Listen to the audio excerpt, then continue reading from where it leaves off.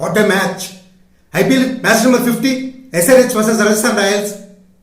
Last ball thriller, ఒక్కరంతో గెలిచాము. SRH షబాష్, what a comeback. Bhuvneshwar the king of spin. చాలా రోజుల తర్వాత మనము ఓల్డ్ భువనేశ్వర్ చూసాము.